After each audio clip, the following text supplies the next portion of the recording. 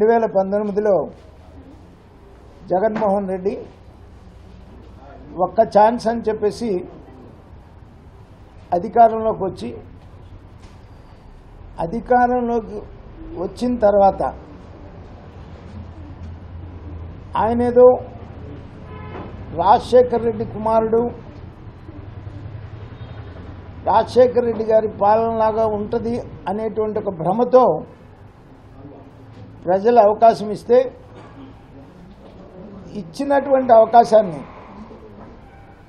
ఆయన అధికారంలోకి వచ్చినప్పటి నుండే, వచ్చిన క్షణం నుండే దుర్వినియోగం చేయటం, ప్రతిపక్షాలను అవమానించడం, బజారు భాష. ఆ రోజు నేను ఇదే ప్లేస్లో రాష్ట్ర బీజేపీ అధ్యక్షుడిగా ఈ భాష మీద అనేక మార్లు మీడియా మిత్రులతో మాట్లాడినటువంటి సందర్భం. ఎందుకంటే ఏదో బస్టాండ్ల దగ్గర జేబులు కొట్టుకునే వాళ్ళు మాట్లాడినట్టుంది తప్ప బాధ్యత కలిగినటువంటి ప్రజాప్రతినిధుల్లాగా, మంత్రుల్లాగా లేదు అనేటువంటి విషయం ఆ రోజున బీజేపీలో ఉండి మాట్లాడినటువంటి విషయం కూడా మళ్ళీ ఒక్కసారి మీ ద్వారా ప్రజలకు గుర్తు చేస్తూ ఉన్నాను. ఎందుకంటే ప్రజలు వెంటనే జరిగింది మర్చిపోతారు కాబట్టి. అలాగే ప్రజలు 2024లో వీళ్ళ ప్రవర్తనకి, వీళ్ళ భాషకి, రాక్షస పాలనకి, అరాచక శక్తులు చేసేటువంటి అరాచకాలకి 2024లో కనీసం ప్రతిపక్ష హోదా కూడా లేకుండా అవమానకరంగా ప్రజలు ఓడించినటువంటి విషయం మీకు అందరికీ తెలిసిందే. అయినా బుద్ధి వస్తుందేమో అనేటువంటిది అనుకున్నాం. కానీ అధికారంలోకి వచ్చిన తర్వాత, అధికారంలో ఉన్నప్పుడు బూతులు తిట్టేవాళ్ళు, పోలీసుల చేత, ఎక్సైజ్ డిపార్ట్మెంట్ చేత హెరాస్ చేయించేవాళ్ళు. కానీ ప్రతిపక్షంలోకి వచ్చిన తర్వాత బూతులతో పాటు మేము పొట్టేళ్ళని నరికినట్టు మెడకాయలు నరుకుతామని బెదిరింపుకు దిగుతున్నారు. వీళ్ళ బెదిరింపులకు బెదిరేవాడు ఎవడు లేడు ఇక్కడ. అదొకటి గుర్తుపెట్టుకో జగన్మోహన్ రెడ్డి, నీ బెదిరింపులకు బెదిరేవాడు ఎవడు లేడు. నువ్వు అనుకుంటామో మైండ్ గేమ్ ఆడతాము, బెదిరిద్దాము, బెదిరించి బ్లాక్మెయిల్ చేద్దాము అనేటువంటి ధోరణిలో నీకుంటే అది మానుకోండి. ప్రజలు నీకు ఒక అవకాశం ఇచ్చినప్పుడు ప్రజల హృదయాల్ని ఆకట్టుకోవటం నీకు చేత కాలేదు. నీకు అధికారం ఇచ్చినప్పటి నుంచి కూడా నీ సంపాదన మీదనే నీ ధ్యాస తప్ప ప్రజల మీద నీ ధ్యాస అసలు లేదు, రాష్ట్రం మీద లేదు.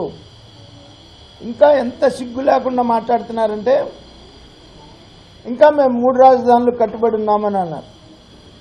ఎన్నికల ముందు మేము 3 రాజధానుల మీద ఎన్నికలకు వెళ్తున్నాం, మీరు అమరావతి రాజధాని మీద ఎన్నికలకు వెళ్ళండి అని చెప్పిన నాయకులు 2024 ఎన్నికల్లో ప్రజలు మీ 3 రాజధానులు అనేటువంటిది తిరస్కరించారనేటువంటి బుద్ధి కూడా లేకుండా ఇవాళ మళ్ళీ మీరు మాట్లాడుతున్నటువంటి పరిస్థితి ఉంది. మరి నిన్న అంబటి రాంబాబు మాట అంటే ఆ స్థాయికి నేను ఎప్పుడు కూడా మీ అందరికీ తెలుసు, నేను ఆ స్థాయికి దిగజారే పరిస్థితి కాదు, ఎప్పుడు దిగజారాలి. అతని పేరు కూడా ఎప్పుడు నేను ఉచ్చరించడానికి కూడా ఇష్టపడేవాడిని కాదు. ఎందుకంటే అతని స్థాయి ఏది నాకు తెలుసు. మేము 89 నుంచి తెలుసు కాబట్టి అతని స్థాయి నాకు తెలుసు. అయితే వాళ్ళకి డబ్బులు సంపాదించున్నాడేమో కానీ ఆ స్థాయికి నేను ఎప్పుడు దిగజారి ఎప్పుడు కూడా చెప్పింది లేదు. కానీ సభ్య సమాజం సిగ్గుపడే విధంగా మాట్లాడటం అనేటువంటిది ఒక నాయకుడిని చంద్రబాబు నాయుడు గారు మరి ఆయన ఆంధ్ర రాష్ట్ర రాజకీయాల్లో ఆయన చరిత్ర ఆయన రికార్డు బ్రేక్ చేసేవాడు ఇప్పటి వరకు పుట్టలేదు, ఇంకా పుట్టలేడు కూడా. ఎందుకంటే కంబైన్ ఆంధ్రప్రదేశ్లో నేను ఎప్పుడు చెప్తా ఉంటాను, లాంగెస్ట్ చీఫ్ మినిస్టర్. కంబైన్ ఆంధ్రప్రదేశ్లో longest opposition party leader. Divided ఆంధ్రప్రదేశ్లో ఫస్ట్ చీఫ్ మినిస్టర్. ఆయన రికార్డు బ్రేక్ చేసేవాడు ఆంధ్ర రాష్ట్రం ఈ కలికాలం ఉన్నంతకాలం బ్రేక్ చేసేవాడు లేడు. ఎంతో విజన్ కలిగినటువంటి నాయకుడు. మళ్ళీ ఇప్పుడు మీరు అంత రాక్షస పాలన చేసినప్పటికీ కూడా 2024 ప్రజల అధికారంలోకి వస్తే మనం ప్రజాస్వామ్యబద్ధంగానే పరిపాలన చేద్దాం తప్ప కక్ష సాధింపు చర్య అనేటువంటిది మన పద్ధతి కాదు అనేటువంటి నినాదంతో ఇవాళ తన ఉన్నటువంటి అనుభవంతో ఈ రాష్ట్రానికి ముందుకు తీసుకొని వెళ్తూ ఉంటే మీరు మళ్ళీ మొదలుపెట్టారు. మళ్ళీ తిట్టడం, తలకాయలు నరుగుతూ ఉంటాం, ఒడుస్తూ ఉంటాం, చంపుతామంటాం తప్ప మేము ఇదిగో ఇది చేశాం మీరు ఇది చేయట్లేదు అని ఏ ప్రతిపక్ష నాయకుడన్నా మాట్లాడుతున్నారా? ఏం చేశారు మీరు? 3,000 రూపాయలు పెన్షన్ ఇస్తామని 5 సంవత్సరాలు పట్టింది మీకు 3,000 రూపాయలు పెన్షన్ ఇస్తామని. 4,000 రూపాయలు పెన్షన్ ఇస్తామని చెప్పాము, వచ్చిన రోజు నుంచే ఇస్తున్నాం. తల్లికి వందనం మీరు ఎంతమంది బిడ్డలుంటే అంతమందికి ఇస్తామని చెప్పారు. అధికారంలో రాగానే ఒక్కరికి ఇచ్చారు, మేము ఎంతమంది బిడ్డలుంటే అంతమందికి ఇస్తామని చెప్పాం. మెగా డిఎస్సి నడుపుతామని చెప్పాం, నడిపాము. నువ్వు నడిపావా? నడపకపోగా టీచర్స్ మొత్తాన్ని కూడా జైల్లో పెట్టించాం.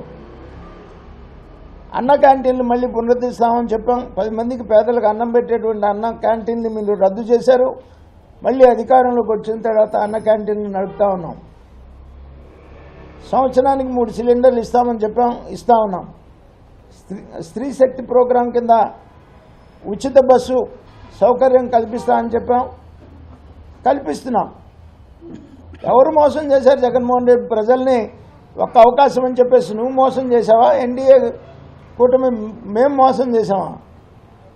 మోసం చేసి అరాచకాలు చేసి రాక్షస పాలన నడిపి 5 సంవత్సరాలు కూడా ప్రజలు ఎన్నికలు ఎప్పుడు వస్తాయా అని చెప్పేసి బిగపట్టుకొని ఎదురు చూశారు ఎన్నికల డేట్ కోసం. మరి అటువంటి పాలన నడిపిన నీకు ప్రజలు బుద్ధి చెప్పినా కూడా నీకు ఇంకా బుద్ధి రాలేదు. మరి ఇటువంటి అరాచక శక్తులు రాజకీయాల్లో ఉండటానికి తగినటువంటి పరిస్థితి కాదు. ఇది సరైనటువంటి సమయం. ఎలక్షన్ కమిషన్కి నరుకుతాము, పొడుస్తాము అనేటువంటి అరాచక శక్తుల్ని, ఈ పార్టీల్ని రద్దు చేయాల్సినటువంటి అవసరం ఎంతైనా ఉంది అని చెప్పేసి నేను ఈ సందర్భంగా డిమాండ్ చేస్తూ ఉన్నాను. ఎందుకంటే ప్రజాస్వామ్యబద్ధంగా అధికారం ఉంటుంది, ప్రతిపక్షం ఉంటుంది. నాకు 53 సంవత్సరాల రాజకీయ అనుభవం.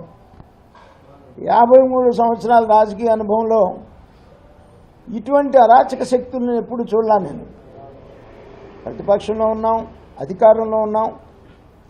ప్రజా సమస్యల మీద లేదా ప్రభుత్వంలో ఉన్నప్పుడు ప్రభుత్వం చేసే తప్పుల మీద ప్రతిపక్షం మాట్లాడేది. కానీ ఇట్లా నరుకుతాం, పొడుస్తాం, చంపుతాం, తలకాయలు నరికేస్తాం అని బూతులు తిట్టడం, అవమానపరచడం అనేది అది మీకు ఒక్కరికే చేతవదు. అది నేను ఇందా చెప్పాను చూసారా, బస్టాండ్ దగ్గర జేబులు కొట్టుకునే వాళ్ళ భాష అది.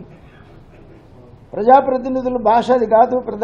ప్రజాప్రతినిధి అనేటువంటి వాడు నిజంగా ప్రజాప్రతినిధి అయితే ప్రజా సమస్యల మీద పోరాడతారు, కానీ బూతులు తిట్టి కాదు. కల్తీ నెయ్యి విషయం పూర్తిగా ప్రజల నుంచి డైవర్ట్ చేయటం కోసమే ఈ అంబటి రాంబాబు చంద్రబాబు నాయుడు గారిని బూతులు తిట్టి అసలు సమస్యని పక్కదారి పట్టించాలనేటువంటి ప్రయత్నం మీరు చేస్తున్నారేమో జగన్మోహన్ రెడ్డి.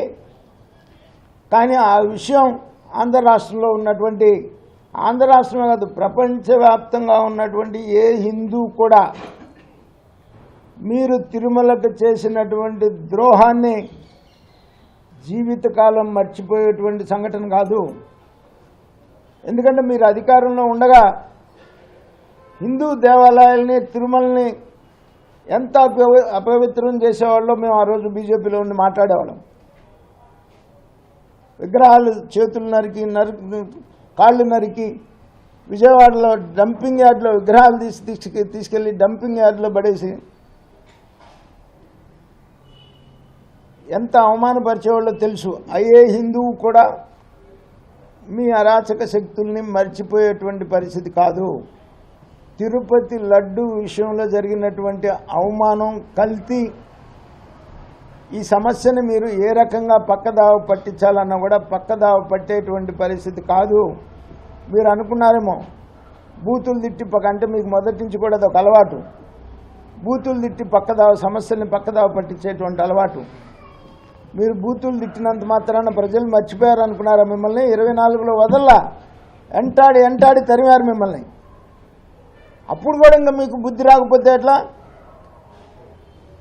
అదే పని మళ్ళా మీకు ప్రజలు బుద్ధి చెప్పినా కూడా బుద్ధి నేర్చుకోకుండా అదే పని మళ్ళీ ఇవాళ బూతులు తిట్టి అసలు సమస్యని పక్కదావ పట్టిద్దామనేటువంటి ప్రయత్నం చేస్తే ప్రజలు మనకన్నా తెలియగల వాళ్ళు, ప్రజలు మర్చిపోయేటువంటి పరిస్థితి కాదు. మీరు తిరుమలకు చేసినటువంటి ద్రోహం, భారత ప్రపంచవ్యాప్తంగా హిందువులకు చేసినటువంటి ద్రోహం ఎవ్వరూ కూడా మర్చిపోరు అని చెప్పేసి నేను ఈ సందర్భంగా జగన్మోహన్ రెడ్డిని హెచ్చరిస్తా ఉన్నాను.